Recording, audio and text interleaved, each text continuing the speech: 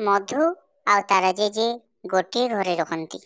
आज तार जेजे हाट को जाइछंती एवं मधु एका घरे अछि। तांको ग्राम रे भूतर आतंक बेसी। मधुर एका थिबार सुजोग नहीं भूतटी तांको घर को प्रवेश करिछि एवं मधु को डरैछि। तमे किए आम घर को आसीच? मु भूत तते खाई जीवी।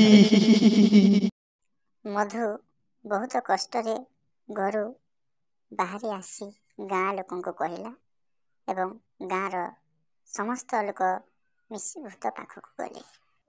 तमे काहेकि आम गाँ पिला सब बेले हैरान करूछ? तो आमे तार व्यवस्था करिबा। तुमे आम पिला मान के एमिति डराउछ काहे? तुमे कोन व्यवस्था करिबो? तमे जदी मोर खाइबार व्यवस्था न करिबो ताहेले मु समस्त को खाई जीवी। एहा परे गाँर समस्त लोके निज निज भितर कथबार्ता हेले एवं प्रतिदिन से भूतटी को छेलीटीए देवा पे व्यवस्था कले। हाँ परठारू से भूत आउ कौनसी लोक को हैरान कला नहीं। गाँर समस्त लोक सुखरे रहिले।